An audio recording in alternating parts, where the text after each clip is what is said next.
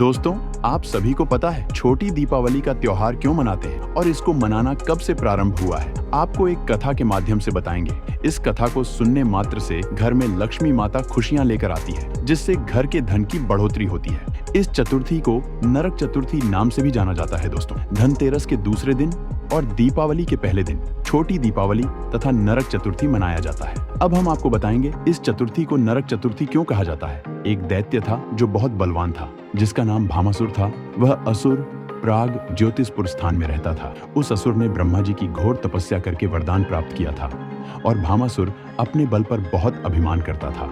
अपने बल के अभिमान में वह ऋषियों पर अत्याचार करता था। भामासुर ने अपनी नगर को नर्क के समान बना दिया था, जिसके कारण अब उसे नरकासुर के नाम से जाना गया। जहां भी जाता था वह प्रजा पर अत्याचार करता था। दिन प्रतिदिन उसका अत्याचार और अधिक बढ़ने लगा। नरकासुर दानव ने धरती पर ही नहीं बल्कि स्वर्ग पर भी अपना अधिकार जमाना चाहता था और सभी देवता पर भी अत्याचार करता था। ब्रह्मा जी के वरदान के कारण नरकासुर को कोई भी देवता युद्ध में परास्त नहीं कर पाया। नरकासुर के बल के घमंड और अभिमान को बढ़ता देखकर स्वयं इंद्रदेव द्वारकाधीश भगवान श्री कृष्ण के पास आते हैं और इंद्रदेव कृष्ण भगवान को प्रणाम करके विनती करने लगते हैं कि आप हमें नरकासुर के अत्याचारों से मुक्ति दिलाएं। देवराज इंद्र की विनती को सुनकर भगवान श्री कृष्ण नरकासुर के संहार के लिए तैयार हो जाते हैं। श्री कृष्ण नरकासुर का वध करने जाने वाले थे। वैसे ही सत्यभामा को इस बात का पता चला तो सत्यभामा श्री कृष्ण से कहने लगी कि नरकासुर की शक्ति का मुझे भी आभास है। और सत्यभामा भगवान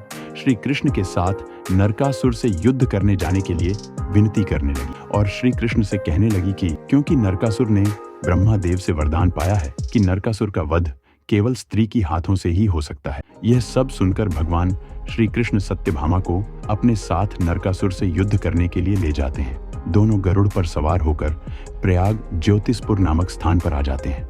भगवान श्री कृष्ण ने युद्ध भूमि में अपनी पत्नी सत्यभामा को ही सारथी बनाया और सबसे पहले भगवान श्री कृष्ण ने नूर नामक दैत्य का वध किया। इसके बाद भगवान श्री कृष्ण ने भामासुर के 6 पुत्र ताम्रा, अंतरिक्ष, श्रवण, विभावशु, नवभास्वण और अरुण का वध किया। इन सभी के अंत का जब भामासुर को पता चला तो स्वयं भामासुर भगवान श्री कृष्ण से युद्ध करने युद्ध भूमि में आ गए। जब भामासुर श्री कृष्ण से युद्ध करने आया तब श्री कृष्ण ने अपनी पत्नी सत्यभामा को अपना सारथी बनाया और भगवान श्री कृष्ण ने नरकासुर का वध कर दिया है और धरती से नरकासुर के अत्याचार को मिटा दिया। नरकासुर का पुत्र भक्तदत्त भगवान श्री कृष्ण के शरण में आ गया। भगवान श्री कृष्ण ने अभय दान देकर भक्तदत्त को राजा बना दिया। 16,100 नवकन्या को नरकासुर ने बंदी बनाया था। उसको भी भगवान श्री कृष्ण ने मुक्त किया था और सभी को द्वारका नगरी लेकर आ जाते हैं। दोस्तों, जब भगवान श्री कृष्ण ने भामासुर का वध किया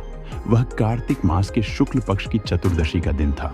नरकासुर का वध करने तथा चतुर्दशी होने के कारण इसी दिन को छोटी दीपावली तथा नरक चतुर्दशी के नाम से मनाया जाता है। नरकासुर के वध की खुशी में द्वारका वासियों ने घी के दिए जलाकर भगवान श्री कृष्ण का स्वागत किया था। दोस्तों, कार्तिक मास के 14 के दिन एक और प्रधान है जिसमें एक और कथा है। विष्णु जी ने जब अपना वामन रूप धारण किया था तब भगवान विष्णु ने वामन का रूप धारण करके राजा बलि से 3 पग भूमि वरदान के रूप में मांगा था। तब दैत्य गुरु शुक्राचार्य ने राजा बलि को 3 पग भूमि देने के लिए मना भी किया था, परंतु राजा बलि ने भगवान को बवना ब्राह्मण समझकर 3 पग धरती देने का वचन दे दी। वामन के रूप में भगवान विष्णु ने एक ही पग से पूरी धरती को नाप दिया और दूसरे पग से आकाश को नाप दिया। फिर राजा बलि से बोला कि आपने 3 पग धरती देने का वचन दिया था और मैंने 2 ही पग में धरती और आकाश को नाप दिया। और वामन ने राजा बलि से बोला कि हे राजा बलि, तीसरा पग कहाँ रखूं? तब राजा बलि ने अपना सिर झुका दिया और बोला, हे भगवान, आप तो कोई साधारण ब्राह्मण नहीं हो, आप विष्णु भगवान हैं। आप अपना तीसरा पैर मेरे सर के ऊपर में रखिए। वामन रूप में आकर भगवान ने राजा बलि का घमंड को मिटा दिया। भगवान के वामन रूप ने एक ही पैर से धरती तथा दूसरे पैर से पूरे आकाश को नाप दिया और तीसरे पैर को उन्होंने राजा बलि के सिर के ऊपर रख दिया। राजा बलि के सर पर पांव रखते ही राजा बलि का उद्धार हो गया और भगवान ने राजा बलि को पाताल लोक का राजा बना दिया है, क्योंकि वामन रूप में स्वयं भगवान विष्णु थे और राजा बलि ने भगवान विष्णु से एक और वरदान मांगा। वह दिन भी कार्तिक मास के कृष्ण पक्ष की चतुर्दशी का ही दिन था, इसलिए छोटी दीपावली के दिन वामन अवतार की भी पूजा किया जाता है और राजा बलि ने भगवान विष्णु से वरदान मांगा था कि जो आज के दिन वामन रूप की पूजा करें, उन भक्तों के घर में लक्ष्मी माता की सदा निवास रहे। दोस्तों, धनतेरस की अगले दिन यमराज जी की भी पूजा किया जाता है, जिससे यमराज जी ने स्वयं वरदान दिया था कि कार्तिक मास के 14 दिन जब भी आए, दक्षिण दिशा में यमराज जी के नाम से एक दीपक जलाया जाता है, जिससे अकाल मृत्यु का भय हमेशा के लिए टल जाता है। जो भक्त यमराज जी के नाम से दक्षिण दिशा में दीपक जलाता है, उसके आने वाले संकट दूर हो जाते हैं। दोस्तों, जब एक बार यमराज ने यमदूतों से पूछा, क्या आपको किसी मानव के प्राण हरते समय दया तथा करुणा का अभाव नहीं होता है? तब यमदूतों ने कहा कि हे प्रभु, हम तो आपके ही आज्ञा का पालन करते हैं। यदि हमें किसी व्यक्ति पर करुणा का आभास हुआ तो भी उसका प्राण लेना पड़ता है, जिनके प्राण लेने का आपने आदेश दिया है। परंतु कभी कभी किसी मनुष्य की अकाल मृत्यु हो जाती है तो हमें उस व्यक्ति पर करुणा का आभास होता है। अतः आप हमें अकाल मृत्यु के भय को दूर करने का कोई उपाय बताइए।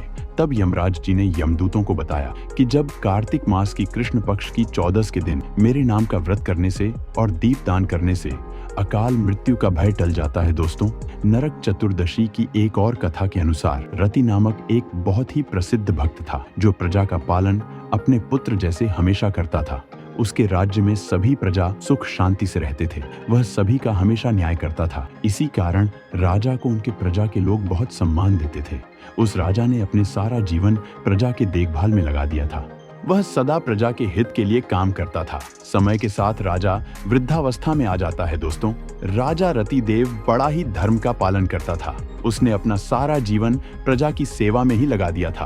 वृद्धावस्था में उन्होंने अपना राज्य पाठ अपने पुत्र को दे दिया और प्रभु की भक्ति में खोकर संन्यास ले लिया। उनका पुत्र भी अपने पिता की तरह न्याय व आदर्शवादी राजा था। रतिदेव की समय के साथ वृद्धावस्था आ गया और धीरे धीरे तबीयत खराब होने लगा। तब उसके पुत्र ने रतिदेव के लिए अनेक वैद्य बुलाया, परंतु उसके उपचार में कोई सुधार नहीं हुआ। फिर यमदूत राजा रतिदेव को लेने आ जाते हैं। तब रतिदेव ने यमदूत से कहा कि मैंने अपने सारे जीवन में कोई भी पाप नहीं किया है, फिर भी आप मुझे यमलोक में क्यों लेकर जा रहे हो?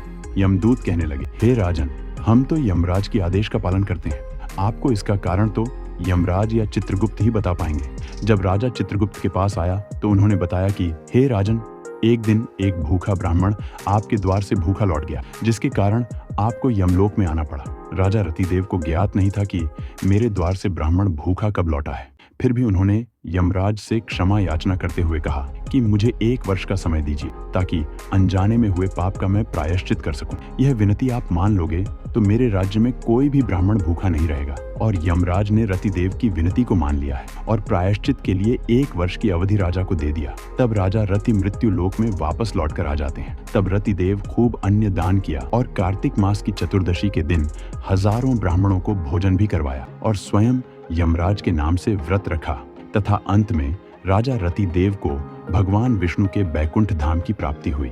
दीपावली त्योहार को हिंदू धर्म का पावन पर्व त्योहार कहा जाता है। यह त्योहार सभी के लिए खुशियों का बहार लाता है। धनतेरस के दिन से यह त्योहार प्रारंभ हो जाता है, जिसको भैया दूज के दिन तक मनाया जाता है। घर की अच्छे से साफ सफाई करके लिप पोता जाता है।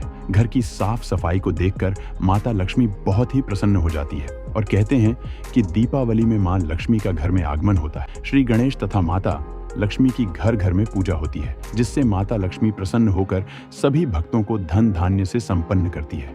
दोस्तों, इस तरह से छोटी दीपावली तथा नरक चतुर्दशी मनाना प्रारंभ हुआ है। वीडियो में सुनाई गई कथा पसंद आए तो वीडियो को लाइक करके चैनल को सब्सक्राइब करें। कमेंट में जय लक्ष्मी मां जरूर लिखें।